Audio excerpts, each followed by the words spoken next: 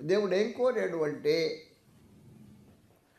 విమోచింపబడిన మీ మధ్యలో నాకు కూడా ఒక నివాసం కావాలి అన్నాడు.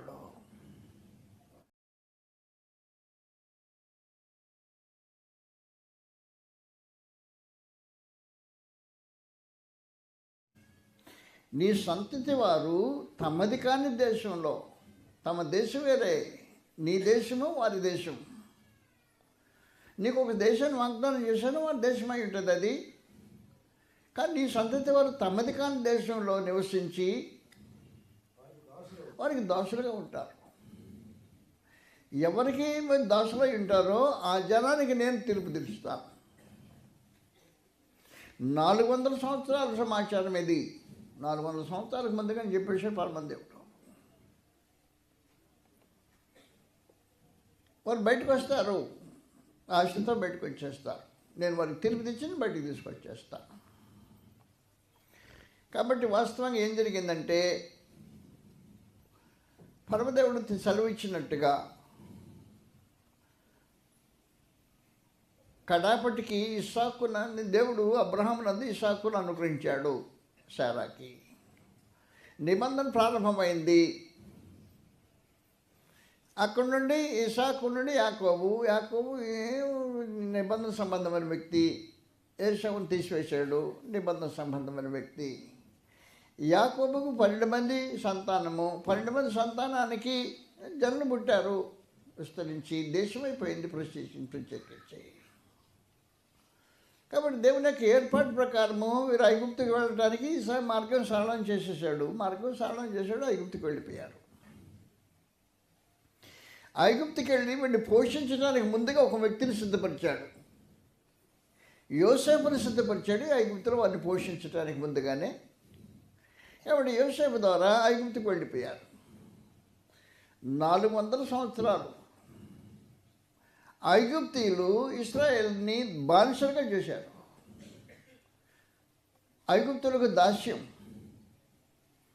ఫరోకు బానిసత్వం ఈ కార్యక్రమం కొనసాగుతుంది. జరిగిన తర్వాత పరమదేవుడు వాగ్దానం చేసినట్టు 400 సంవత్సరాలు దాటిపోయిన తర్వాత ఇశ్రాయేలు దేవుడు ఐగుప్తు యొక్క బానిసత్వంలో నుండి, ఫరో దాస్యంలో నుండి విడిపించాడు. వారు విమోచించబడిన వారు ఎర్ర సముద్రం గుండా ఫరో యొక్క అధికారాన్ని దాటేసి బయటకు వచ్చేసారు. బయటకు వచ్చిన తర్వాత వారు ఇంకా తన స్వదేశానికి వెళ్ళిపోవాలి, కనాన్ దేశానికి వెళ్ళాలి. కనాన్ దేశానికి వెళ్ళే మార్గంలో వారు యాత్రికులు కనుక, పరదేశులు కనుక, వారి దేశము కనాన్ దేశం కనుక, ఇప్పుడున్న దేశం స్వదేశం కాదు కనుక యాత్ర చేసే పోయి కార్యక్రమంలో కొనసాగుతున్నారు. గుడాలు వేసుకున్నారు. విమోచించబడిన వారు గుడాలు వేసుకున్నారు. దేవుడు ఏం కోరాడు అంటే, విమోచింపబడిన మీ మధ్యలో నాకు కూడా ఒక నివాసం కావాలి అన్నాడు. మీరందరూ గుడాలు వేసుకుంటున్నారు కదా, మీ డేరాలో మీరు నివాసం చేస్తున్నారు. నాకు కూడా ఒక డేరా వేయండి. నా డేరా మీ డేరాల మధ్యలో వేయండి. నాకు డేరా వేయండి, నేను మీ మధ్యలో నివాసం చేస్తా. ఇక్కడ ఆరాధనకు బీజాలు పడ్డాయి. ప్రత్యేకించి దేవునికి డేరా వేసినప్పుడు ఆరాధనకు బీజాలు పడ్డాయి ప్రత్యేకంగా. నిర్గమకాండంలో 25వ అధ్యాయం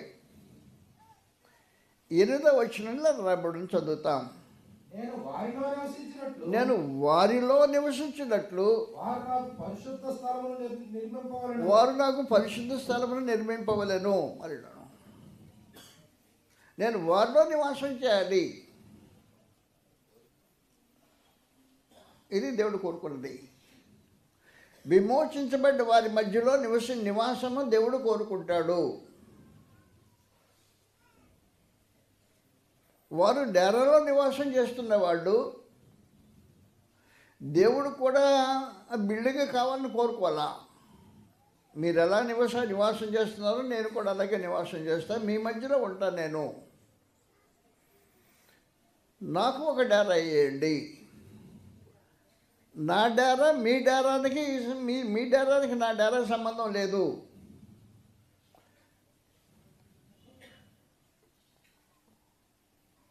నా డేరా ఇలాగ ఉండాలి అని చెప్పాడు ప్రత్యేకించి.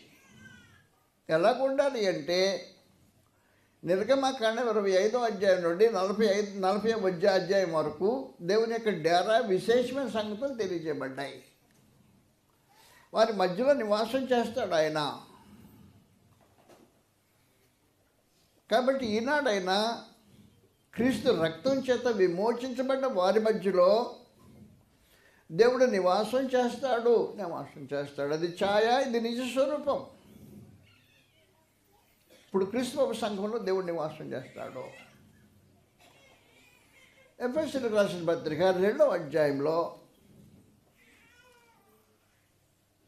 19వ వచనం నుండి రాయబడిన చదువుతాం. కాబట్టి మీరు ఇక మీదట పరదేశులను పరజనులై ఉండక, అది సంగతి పరిశుద్ధులతో ఏకపట్టణస్తుల వాళ్ళను దేవుని ఇంటి వారినై ఉన్నారు. అది సంగతి క్రీస్తు యేసు ముఖ్యమైన మూలరాయి అయి ఉండగా అపోస్తలులను ప్రవక్తలు వేసిన పునాదుల మీద మీరు కట్టబడుతున్నారు. ఆయన చక్కగా అమర్చబడి పరిశుద్ధమైన దేవాలయం ఒకటి వృద్ధి పొందుతున్నది. మీరు కూడా దేవుని నివాస స్థలముగా ఉంటే కట్టబడుతున్నారు. దేవుని నివాస స్థలం అంటే కట్టబడుతున్నారు. ఎవరు కట్టబడుతున్నారు? విమోచించబడిన వారు కట్టబడుతున్నారు. దేవునికి పరిశుద్ధ స్థలంగా ఉంటకు విమోచించబడిన వారు కట్టబడుతున్నారు. దానికి ఒక ముఖ్యమైన మూలరాయి ఉంది. ఈ మూలరాయి ఎవరు? క్రీస్తు యేసే ముఖ్యమైన మూలరాయి అయి ఉండగా సమాచారం. ఈ రాయిని దేవుడు ముందుగానే ఏర్పాటు చేసుకుని తొలిచి జాగ్రత్త పెట్టుకున్నాడు. బిల్డింగ్ కట్టేటప్పుడు దీన్ని మూలలో పెట్టుకోవాలని ముందుగానే ఏర్పాటు చేసుకుని కట్టుకున్న మూలరాయి ఇది. యెషయా గ్రంథంలో 28వ అధ్యాయం 16వ వచనం 17వ వచనం రాబడింది, చదువుతాం. యెషయా గ్రంథం 28వ అధ్యాయం. ప్రభువు యెహోవా ఎలాగ సెలవిచ్చున్నాడు? సియోనులో పునాదిగా రాతిని వేసినవాడు నేనే. అది పరిశోధింపబడిన రాయి, అమూల్యమైన రాయి, స్థిరమైన పునాది. కాబట్టి స్థిరమైన పునాది మూలరాయి అయింది. ఈ రాయి దేవుడు తుడిచిపెట్టుకున్నాడు. జాగ్రత్తగా ఏర్పాటు చేసుకొని శతాబ్దాలు గడిచిపోతున్నాయి. ఇంకా పునాదులు వేసే మనుషులు కావాలి. ఎవరి చేత వాళ్ళ చేత పునాదులు వేయించుకొని దేవుడు కట్టించుకోడు. కాబట్టి మీరు నా మాట ఆలకించితే అపోస్తలుల బోధకుండే ప్రాధాన్యత ఇది విశేషమైన సమాచారం. అపోస్తలులు ప్రవక్తలు వేసిన పునాదుల మీద మీరు కట్టబడుతున్నారు. కాబట్టి మీ విశ్వాసము అపోస్తలులు ప్రవక్తల యొక్క పునాదుల మీద కట్టబడకపోతే మీరు ఆ మందిరంలో ఉండే మనుషులు కాదు. ఆరాధన మీకు సంబంధించింది కాదు. ఆ పునాదుల మీద కట్టబడితేనే మీ ఆరాధన అంగీకరించబడుతుంది. లేకపోతే అంగీకరించబడతాం. అందువల్ల పరమదేవుడు ఏం చేశాడు అంటే, ఇశ్రాయేలుకి ఏం చెప్పాడు అంటే, నాకు మీ మధ్యలో ఒక బిల్డింగ్, నాకు ఒక మందిరం కట్టండి. ఆ గుడారం, అదే మీ మందిరమే గుడారం కట్టండి. మీ గుడారాలు వేసుకుంటారు, మీ గుడారంలో నా గుడారం మధ్యలో ఉండాలా, నేను మీ మధ్యలో నివాసం చేయాలా, నేను మీ చేత ఆరాధింపబడాలా, అది సమాచారం. గుడారం వేసిన ఉద్దేశం అది ప్రత్యేకించి. అందువల్ల మొట్టమొదటి ఏం చేశాడు అంటే, ఈ గుడారానికి ముందుగా ఓ బలిపీఠం కట్టాడు. బలిపీఠం కట్టమన్నాడు. నా ఇంట్లో సామాన్లు ఇవి, నాకు బలిపీఠం కట్టండి ముందు. ఆ బలిపీఠం మీద బలి అర్పించబడాలా. అది పాత నిబంధనకు సంబంధించిన కార్యక్రమం. మనకి ఒక బలిపీఠం ఉంది.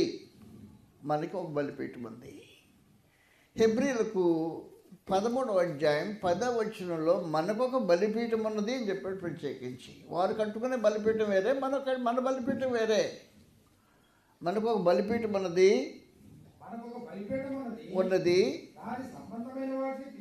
అది బలిపీఠం మీద సంబంధించిన వాడిని తింటకు గుడాలను సేవ చేసిన వాడికి లేదు ప్రాధికారం. అది సమాచారం. ఇది గుడాలను సేవ చేసిన వారు యాజకులు. కాబట్టి వాస్తవానికి ఒక బలిపీఠం. ఈ బలిపీఠము మీద అర్పింపబడే బలి క్రీస్తు బలి. క్రీస్తు ప్రభు బలి అర్పించబడుతుంటాడు. ఆ క్రీస్తు బలిని సూచించే ఈ బలిపీఠం. ఇది బలిపీఠం. ఆ బలిపీఠం అందు విశ్వాసం ఉంచి బలిపీఠం తర్వాత మధ్యలో ఒక చిన్న గంగాళం ఉంటుంది. గంగాళం అంటారు దాన్ని. గంగాళం అనే భాష మీకు తెలిసిన లేదో నాకు తెలియదు. నీటి తొట్టి లాంటిది. నీటి తొట్టి లాంటిది ఒకటి ఏర్పాటు ఉంటుంది. కాబట్టి బలిపీఠం మీద బలి అందరి విశ్వాసం కలిగి ఈ గంగాళం దగ్గరకు వచ్చి కాళ్ళు చేతులు కడుక్కొని అప్పుడు యాజకులు మందిరంలో ప్రవేశిస్తారు. మందిరంలో ప్రవేశించడానికి పద్ధతి ఇది. ఆ మందిరంలో ప్రవేశించేది ఆరాధన చేయటానికి. అందువలన క్రీస్తు ప్రభు శరీరమైన సంఘంలో ప్రవేశించడానికి ఇవి సూచనలు. క్రీస్తు ప్రభు యొక్క బలిపీఠం మీద అర్పింపబడిన బలి యందు విశ్వాసం చేత, క్రీస్తు రక్తమందుల విశ్వాసం చేత నువ్వు పాప విషయమే చనిపోయి అప్పుడు సమాధి చేయబడితే బాప్తిస్మం పొందితే అని అర్థం. అంత ఇంకేమి లేదు. బాప్తిస్మం ఎప్పుడు ఎవరు పొందేది? పాప విషయమే చనిపోయిన వారు బాప్తిస్మం పొందుతారు. పాప విషయమే చనిపోతే చనిపోయిన వాడిని సమాధి చేస్తారు. ఎలాగో వారికి బాప్తిస్మం పొందిన వారు గంగాళంలో స్నానం చేయటం అనేది బాప్తిస్మానికి సూచన. ఈ బాప్తిస్మం పొందిన వాళ్ళు మందిరంలో ప్రవేశిస్తారు. మందిరంలో ప్రవేశించేది యాజకులు మాత్రమే. ఆరాధన యాజకులకు అప్పగించబడిన కార్యక్రమం. లోనికి వెళ్ళిన తర్వాత లోపల ఏం జరుగుతుందంటే మందిరం లోపల గుడారంలో బయట నుంచి వెలుగు రావడానికి వీలు లేకుండా గుడారం మూసివేయబడుతుంటుంది. కాబట్టి లోపల ఉండే వస్తువులు కనబడాలి అంటే మందిరంలో ఆ గుడారంలో ఒక దీపస్తంభం ఏర్పాటు చేస్తారు. ఆ దీపస్తంభం యొక్క వెలుగులో మాత్రమే లోనికి ప్రవేశించే యాజకులు సంచరించాలి. అలా అందువలన ఏం జరగాలి అంటే నువ్వు పాప విషయమై క్రీస్తు ప్రభునందు విశ్వాసం ఉంచి బలిపీఠం బలిని అంగీకరించి నువ్వు పాప విషయమై చనిపోయి క్రీస్తు ప్రభుతో పాటు సమాధి చేయబడితే నువ్వు బాప్తిస్మం పొందావా లేదా నేను అడగటంలా. నువ్వు క్రీస్తు ప్రభుతో పాటు సమాధి చేయబడ్డావా? సమాధి చేయబడ్డ వారికి మాత్రమే సంఘంలో ప్రవేశం. అలా కాకపోతే నీకు సంఘంలో ప్రవేశం లేదు. నేను క్రీస్తు సంఘంలో ఉన్నానని చెప్పుకుంటావే కానీ నేను హైదరాబాద్ కలెక్టర్ అని చెప్పుకుంటే దాంట్లో ఎంత నిజం ఉందో నువ్వు క్రీస్తులో ఉన్నావంటావో అంత నిజం ఉంటుంది. అంతకంటే లేదు. నేను ఎలాగో హైదరాబాద్ కలెక్టర్ కాదు కాబట్టి నువ్వు క్రీస్తులో ఉన్నావా అని చెప్పలేను. వాస్తవానికి నువ్వు పాప విషయమే చనిపోయి బలియందుల విశ్వాసంతో పాప విషయమే చనిపోయిన వాడు సమాధి చేయబడితే పాపం నుంచి విడుదల పొంది అప్పుడు నీతికి దాసులైన పరిస్థితుల్లో దేవుని మందిరంలోనికి ప్రవేశం జరుగుతుంది. అలాగున్న క్రీస్తు సంఘంలోని ప్రవేశం జరుగుతుంది. పాత నిబంధనలో యాజకులకి మందిరంలో ప్రవేశం జరుగుతుంది. మందిరంలో ప్రవేశం జరిగిన తర్వాత మందిరంలో ఉండే పరిస్థితి ఏంటంటే, నెంబర్ 1 పరిస్థితి ఏంటంటే, దాంట్లో బయట నుంచి ఏ రకమైన వెలుగు లోనికి రావడానికి వీలు లేకుండా ఒక దీపస్తంభం ఉంటుంది. 7 దీపాలు ఉంటాయి స్తంభం మీద. ఆ 7 దీపాలు వెలిగించి ఆ వెలుగులో నడుస్తుంటారు. అలాగున ఆ దీపస్తంభము అపోస్తలుల బోధకు సూచనగా ఉంది. అపోస్తలుల బోధ యొక్క ప్రకారమే జీవితం కొనసాగించాలి. కానీ ఎవడి అభిప్రాయం ప్రకారం కూడా నడవడానికి ఉద్దేశించబడే కార్యక్రమం కాదు. అభిప్రాయాలకు తావులేని చోటు క్రీస్తు సంఘం.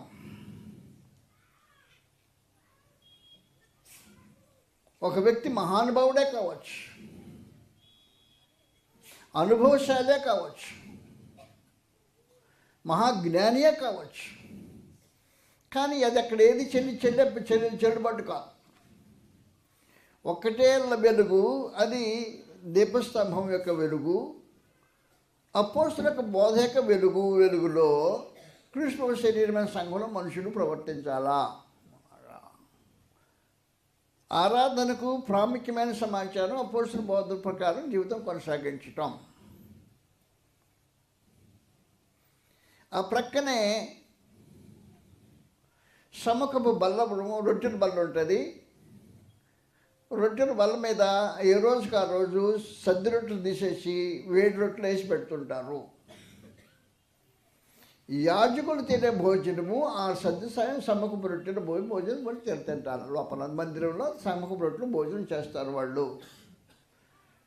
సముఖపు రొట్టెల భోజన బల్లకి సూచనగా ఈ రోజున క్రీస్తు యొక్క బల్ల ఉంది. క్రీస్తు యొక్క బల్లలో ఆ రోజున యాజకులు ఎలాగూ సముఖపు రొట్టెల బల్లలో పాలు పుచ్చుకుంటారో, ఈ రోజున క్రీస్తు యొక్క బల్లలో విమోచించబడి యాజకులుగా తీర్చబడి దేవుని మందిరంలో ప్రవేశించిన వారు భోజనం చేస్తారు. ఎవడంటే వాడు ప్రభుత్వం భోజనం చేసేదానికి అవకాశం లేదు. రొట్టె వచ్చిందని తెంచుకొని తినడానికి కాదు ఉద్దేశించబడింది. ఇది వారు చేసే భోజనం ఇది. మనకు ఒక బలిపీఠం చదువుతాం. అట్లు హెబ్రీ 13వ అధ్యాయంలో 10వ వచనంలో రాబడింది. మనకొక బలిపీఠం ఉన్నది, దాని సంబంధమైన వాటిని తింటకు గుడారంలో సేవ చేసిన వాడు సముఖపు రొట్టెల బల్లలో భోజనం చేస్తారు. కానీ మనకున్న గుడారంలో సముఖపు రొట్టెలు భోజనం చేసేవాడు కూడా చేయడానికి వీలుండదు. కాబట్టి పాత నిబంధన యాజకుడు సైతం ప్రభుత్వ భోజనంలో పాలు పుచ్చుకోవడానికి అవకాశం ఉండదు. పాత నిబంధనలో యాజకుడు చాలా శ్రేష్టమైన వాడు. దేవుని సముఖంలో ఉన్న రొట్టెలు తినేవాడు. సముఖపు రొట్టెలు అంటే అర్థం దేవుని సముఖంలో పెట్టమన్న రొట్టెలు అవి. దేవుని సముఖంలో ఉన్న రొట్టెల్లో పాలు వాళ్ళకి మాత్రమే. ఆ సముఖపు రొట్టెలు తినేవాళ్ళు ప్రభురాత్రి భోజనం చేయడానికి వీలు లేదు అన్నాడు.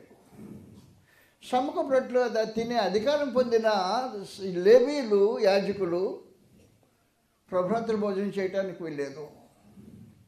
కాబట్టి ప్రభురాత్రి భోజనం అంటే నీకు ఎలా తోస్తుందో నాకు తెలియలా. దేవుని మందిరంలో పెట్టబడిన ప్రభురాత్రి భోజనం ఉందే, ఎవడంటే వాడు తినేది కా, ఎవడంటే తినేవాడు కా. ప్లేట్ వస్తుంది అనుకో, చేయి సాపుతుంటారు. దాంట్లో పెద్ద ఏమో వచ్చినట్టు నీకు పాపం వచ్చింది, అంతకంటే ఏం రాదు. దానిలో పాలు పుంజుకుంటే దానికి సంబంధించిన కానివాడు పాలు పుచ్చుకుంటే పాపం అంటుకుంటుంది, కానీ దీవెన రాదు. శిక్షా విధి కలుగుటికే తిరిగి త్రాగుచున్నాడని చెప్పేసాడు ప్రత్యేకించి. అందువల్ల కాబట్టి యాజకులు ఏం చేస్తుంటారంటే, ఆ యాజకుడు సముఖపు రొట్టెలు తింటారు, దేవుడి సముఖంలో ఉండే రొట్టెలు తింటారు. వాళ్ళ భోజనం అది. వారు వెలుగులో నడుస్తారు, వారి నడకది. అపోస్తుల బోధలో నడుస్తారు. కొత్త నిబంధన సంబంధంలో అపోస్తుల బోధలో నడుస్తారు. వారు ఆ దీపస్తంభపు వెలుగులో నడుస్తారు, యాజకులు. కాబట్టి యాజకులు దీపస్తంభపు వెలుగులు నడటం ఎలాగో అలాగున అపోస్తుల బోధలు నడవటం అలాగ ఉంటుంది. యాజకులు సముఖపు రొట్టెలు తినటం ఎలాంటిదో ప్రభరాత్రి భోజనంలో పాలు పుచ్చుకోవటం అలాంటిది. కొంచెం ముందుకు వెళ్ళిపోతే డేరా ఉంటుంది. తెర ముందు దీపస్తంభం సువర్ణ దోపార్తి ఉంటుంది. తెర ముందు సువర్ణ దోపార్తి. ఈ సువర్ణ దోపార్తి దేవుని మందిరం జరిగే ప్రార్థనకు సూచన.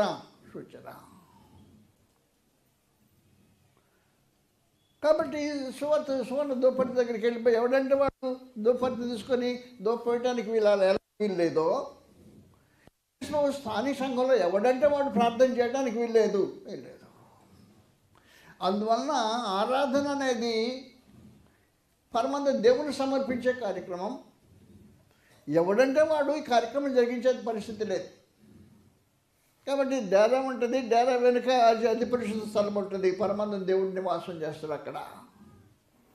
దేవుని ప్రసన్నత ఆ తెర వెనుక దేవుని ప్రసన్నత ఉంటుంది. తెర ముందు సువర్ణ దోపార్తి ఉంటుంది.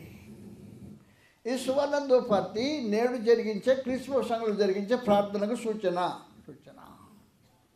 అందువల్ల ప్రార్థన అనే కార్యక్రమం ఎవడంటే వాడు చేసే కార్యక్రమం కాదు. అందువల్ల దేవుని ఆరాధించడంలో జరిగించవలసిన విశేషమైన సమాచారం ఇవి. ఎవడంటే అది వాడు చేసేది, ఎవడంటే వాడు తినేది, ఎవడంటే ఎలా నడిచేది, ఎవడంటే ఆవిడ అభిప్రాయాలు తెలియజేసేది స్థలం కాదు అది ఆరాధనకు. దేవుని మందిరం చెప్పేసి నేను విమోచించబడిన వారి మధ్యలో నేను నివాసం చేస్తా, నాకు ఒక డేరా వేయండి, నా డేరాకు ముందుకు ఒక బలిపీఠం కట్టండి. బలిపీఠం మీద కల్పించే కార్యక్రమం ఉంది. ఈ బలిపీఠం మీద బలి అర్పించే కార్యక్రమం కృష్ణుడు బలి అర్పించబడిన పరిస్థితి. దాని అందరూ ఆయన బలి అందరూ విశ్వాసం చేత పాపం విషయమే చనిపోయిన వాడు సమాధి చేయబడితే, అలాగే సమాధి చేయబడిన తర్వాత దేవుని మందిరంలో ప్రవేశిస్తారు ఆరాధన చేయడానికి. సముఖపు రొట్టెలు తినే అధికారం కలిగి ఉంటారు. సొంత అభిప్రాయాలు చెప్పకుండా అపోస్తుల బోధక అడుగుజాడల్లో నడుస్తుంటారు. దేవుని మందిరముకి దేవుని సన్నిధికి వెళ్ళిపోయి ఆయనకి ప్రార్థన చేస్తుంటారు. ధర్మశాస్త్ర యుగంలో క్రొత్త నిబంధనకు ఛాయ కనుక క్రొత్త యొక్క నిజస్వరూపాన్ని ముందు మనసును పెట్టుకొని పరమదేవుడు క్రీస్తు ధర్మశాస్త్రంలో ఏం చేశాడంటే ఛాయారూపాన్ని అనుగ్రహించాడు. ఛాయారూపం పరిస్థితులవి. అందువల్ల ఆరాధన అనేది ధర్మశాస్త్రంలో పుట్టింది. ఆరాధించబడిన స్థలం అది. ఆరాధించడానికి ప్రత్యేకించి ముందుగా మీకు తెలియజేశాను. ఎక్కడంటే అక్కడ చేసేది ఆరాధన కాదు. ఆరాధన చేయాలంటే దేవుడు కోరుకునే ప్రత్యేకమైన స్థలం ఉంది. ఇర్మియా గ్రంథము 26వ అధ్యాయం 2వ వచనంలో ఈ సమాచారం మరోసారి చదువుతాం. ఇర్మియా గ్రంథము 26వ అధ్యాయం 2వ వచనంలో యెహోవా ఆజ్ఞించినదేమనగా మందిరావరణంలోకి పోయి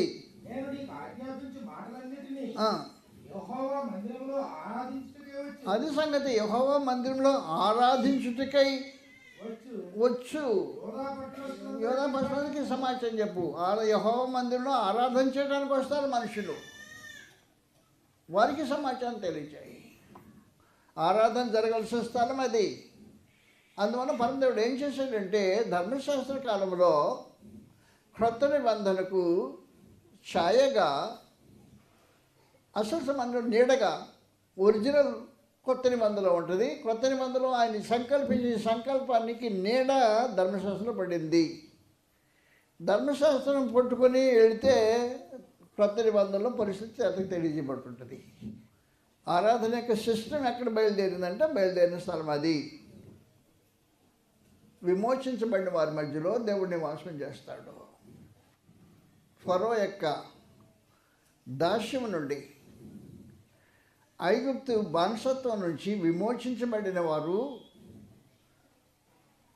వారి మధ్యలో దేవుడు నివాసం చేయడానికి ఒక మంది నివాసం కోరుకున్నాడు. ఆ నివాసంలో ఆరాధన జరుగుతుంది. జరిగించేవారు యాజకులు. ఈ రోజున ఆరాధన చేసేది కాబట్టి అది ఛాయాచిత్రం, నిజ స్వరూపం క్రీస్తులో ఉంది. క్రీస్తు సంఘము ఆ నిజ స్వరూపం. దేవుడు వారి మధ్యలో నివాసం చేస్తాడు.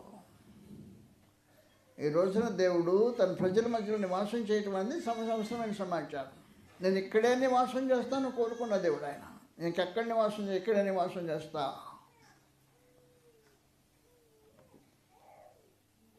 దావీదు కుమారుడైన క్రీస్తు ప్రభు నీ జీవితపు ఏరికై ఉన్నప్పుడు ఆయన ఏం చెబితే అన్ని విషయంలో ఆయన మాట వినేవారి మధ్యలో దేవుడు నివాసం చేస్తాడు. ఆ నివసించే దేవుడు ఆరాధన కోరుతున్నాడు. ఆరాధన చేయవలసిన ఛాయాచిత్రం ఏంటో చూపించాడు ప్రత్యేకించి. ఆ ఛాయాచిత్రానికి నిజస్వరూపము మనం చేసే కార్యక్రమం ఉంటుంది.